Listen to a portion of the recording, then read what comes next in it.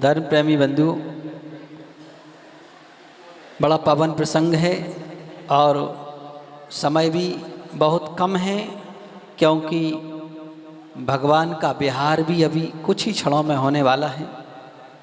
तो उस विहार में भी हम शामिल हों। और वैसे भी आज संडे है ना, हाँ, तो फिर विकल्प भी नहीं होगा, है ना। तो हम जो भी कार्य करते हैं, ये सारे कार्य हम पुण्य का भंडार भरने के लिए करते हैं और निज आत्म तत्व की उपलब्धि के लिए करते हैं। इस संसार में जीवन तो सभी चला लेते हैं, क्योंकि जीवन चलाने के लिए रोटी कपड़ा और मकान चाहिए। क्या चाहिए? रोटी कपड़ा और मकान चाहिए। किस काम के लिए चाहिए?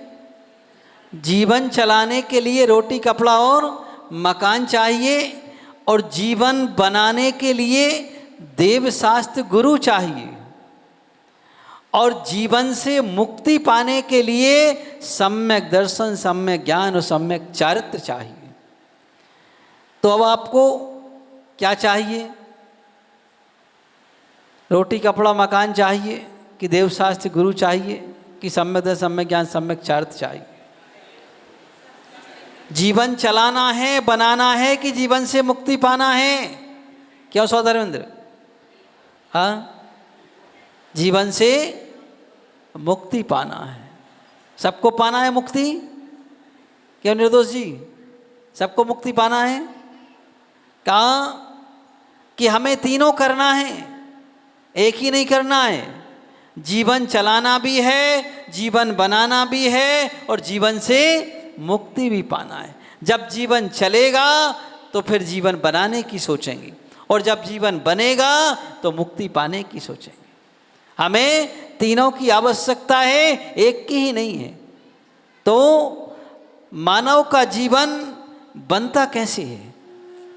लोग कहते हैं कि हम बहुत पुरुषार्थ करेंगे, बहुत पुरुषार्थ करेंगे तो बहुत कुछ पालेंगे। जैसे किसी को सफलता मिल जाती किसी काम में, तो व्यक्ति उसका इंटरव्यू लेने जाता है। क्यों पंडित जी, ऐसे होता ना? हाँ, जब तुम्हारी बेटी को सफलता मिली होगी तो लोग इंटरव्यू लेने आए होंगे कि बताइए आपने कैसे क्या किया है, कैसे आपको सफलता मिली। का सफलता केवल पुरुषार्थ से नहीं मिलती, इस बात का ध्यान रखना। केवल पुरुषार्थ से नहीं मिलती है, पुरुषार्थ के साथ अगर तुम्हारा भाग्य लगा हो तो सफलता मिल जाएगी, और अगर भाग्य नहीं है तो कितना ही कोशिश करते रहना, सफलता नहीं मिल पाएगी। एक स्कूल में 1000 बच्चे पढ़ते हैं, क्या वो 1000 बच्चे सब प्रथम क्लास में पास हो जाते? क्या नहीं होते? क्या पढ़ते नहीं हैं वो? क्या टीचर उनको कम पढ़ाता है? सबको एक जैसा पढ़ाता है, लेकिन सब फर्स्ट डिवीजन पास नहीं हो पाते हैं। क्या जितने फर्स्ट डिवीजन पास हो गए वो सब अच्छा खासा कमाने लग जाते? क्या नहीं कमा पाते? तो नहीं कमा पाते, आखिर क्या कारण क्या है? पुरुषार्थ तो सबने एक जैसा किया, फिर भी सफलता नहीं मिली। तो कारण क्या है? क्या उसका भाग्य भी उसके साथ रहता है। तो हमें अच्छा भाग्य बनाने के लिए क्या करना होगा? देव शास्त्र गुरु की आवश्यकता होगी, और देव शास्त्र गुरु की जब हम शरण में होंगे तब हमारा अच्छा और उज्जवल भाग्य बन सकता है।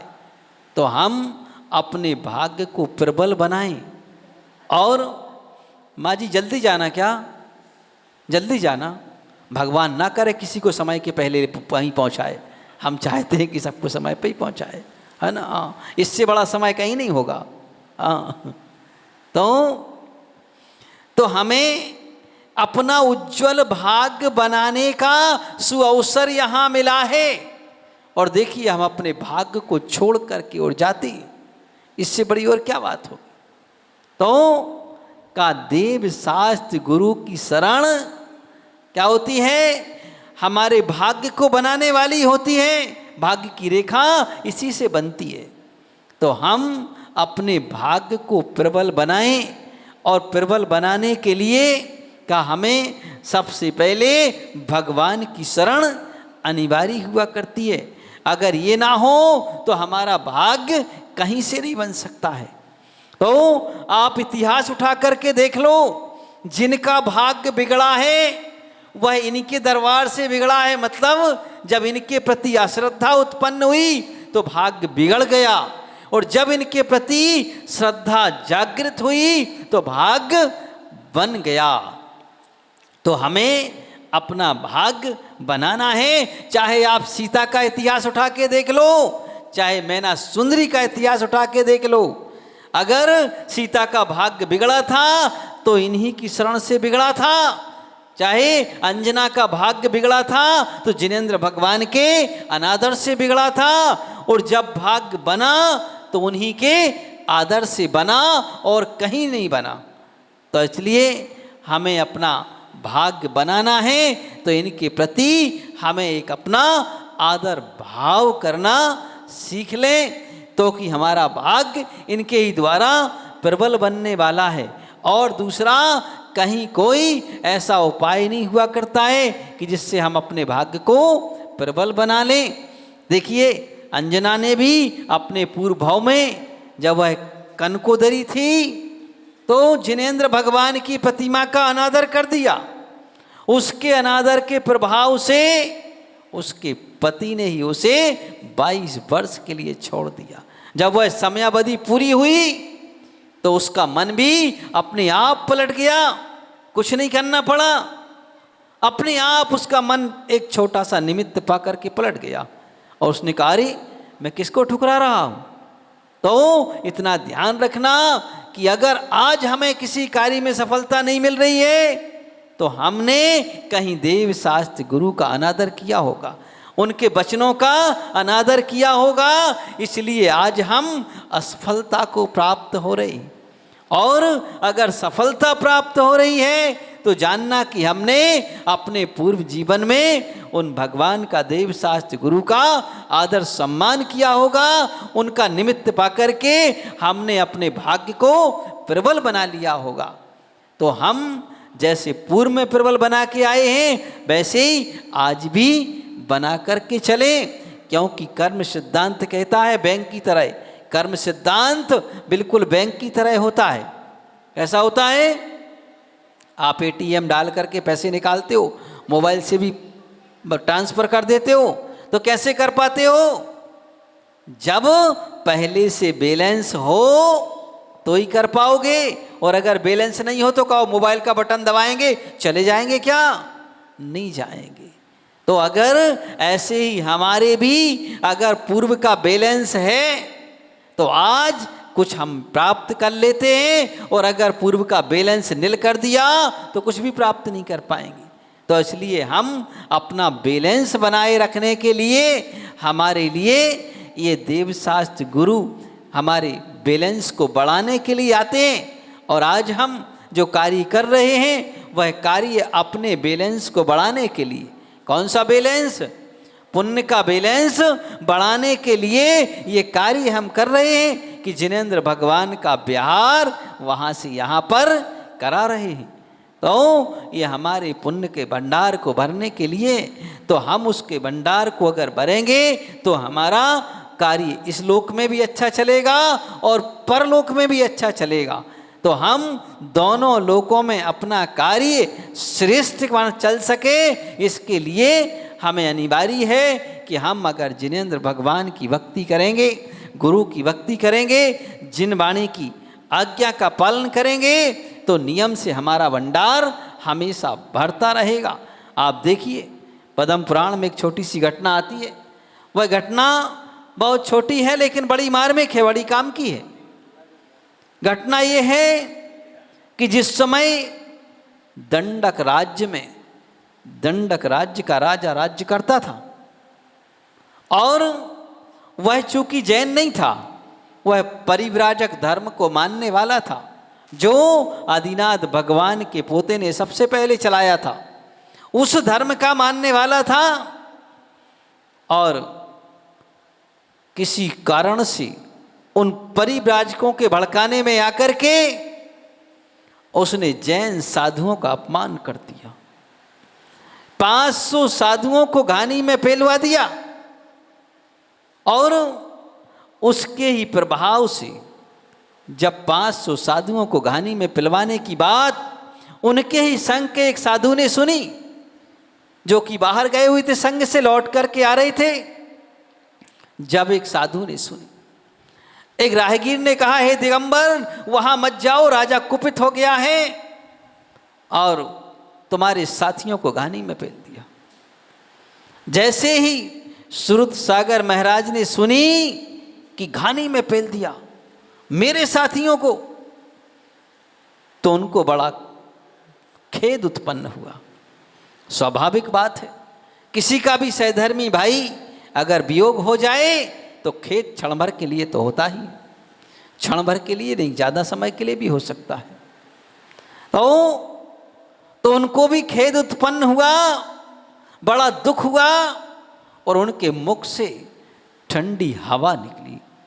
जब कोई दुख की दुखद घटना अपन सुनते हैं तो मुख से कहते हैं हाय ऐसा हो गया। ठंडी हवा निकली और वह हवा धुआं बन गई, और धुआं अग्नि में परिवर्तित हो गया। क्यों हो गया? क्योंकि वह मुनिराज मन गुप्तिधारी थे, रिद्धिधारी थे। और रिद्धियां क्या काम करती हैं? मात्र मन में स्मरण करो, जैसा स्मरण करोगे रिद्धियां वैसा काम करना प्रारंभ कर देती हैं। उन्होंने भी स्मरण किया, अग्नि बन गई और वह दंडक राज्य के ऊपर धधकने लगी। और जैसे ही जब उनका खेद और बढ़ा कि मेरे साथियों के साथ ऐसा हुआ, तो वैसे साधु को कोप नहीं आता है, इतना ध्यान रखना। लेकिन आ जाए तो संभालने में देवता भी समर्थ नहीं होते हैं, इतना भी ध्यान रखना। लोग हमसे कहते हैं महाराज बड़े सीधे हैं, हम कहते हैं सीधे नहीं है, साधु हैं, है ना। साधु का काम अपने काम से मतलब है, दुनियादारी से मतलब नहीं है ना। साधु का काम ये तो का साधु को कोप नहीं आता है, लेकिन आ जाए तो फिर संभालने में देवता भी इसे हिल जाते हैं। अब इनको कैसे संभालें? क्यों? क्योंकि देवता भी हिल जाते हैं उनके सामने। तो जब उनका कोप बढ़ा तो का अग्नि इशारा किया कि नीचे गिर जा। वह नीचे गिरी तो सारा दंडक राज जल के खाक हो गया, और ऐसा जला कि 1000 वर्ष तक वहां पर घास भी नहीं जमी, इस तरह से जल गया। लेकिन वही दंडक राजा जिसने उपद्रव किया था, वह एक नहीं 1000 गतियों में, दुर्गतियों में घूमता रहा। फिर नरक फिर त्रियंच घूमते हुए जाकर के फिर उसी दंडक वन में, और जब उन मुनिराज की शरण में पहुंचा, कब?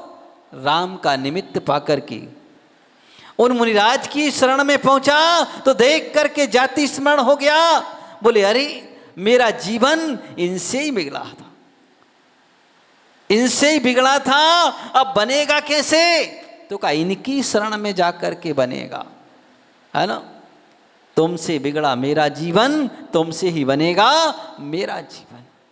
और उन्हीं की शरण में जाकर के गया और जाकर के पश्चाताप करने लगा कि मुझसे भूल हुई, हो गए 1000 भाव तो कोई बात नहीं, अब तो माफ कर दो। और जाकर के वह लौटने लगा।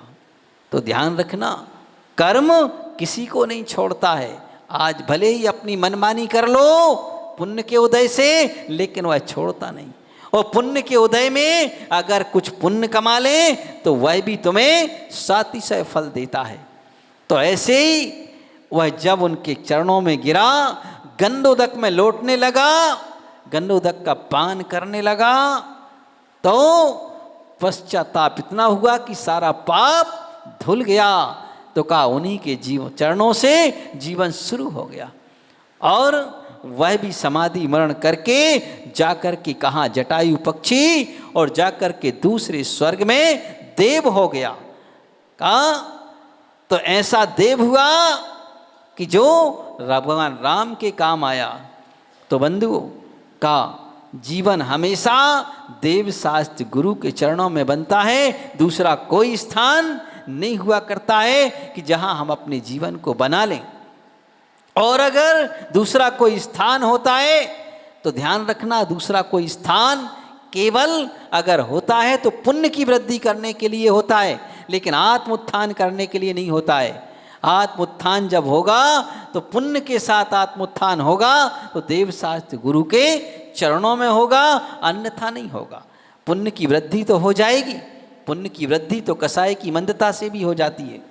पुण्य तो कसाय की मंदता हो तो पुण्य का भंडार उससे भी भर जाता है, लेकिन आत्म उत्थान नहीं हो पाता है। तो इसलिए उस आत्म उत्थान को करने के लिए हमें सबसे पहली आवश्यकता होती है कि हम देव शास्त्र गुरु की शरण को प्राप्त हों।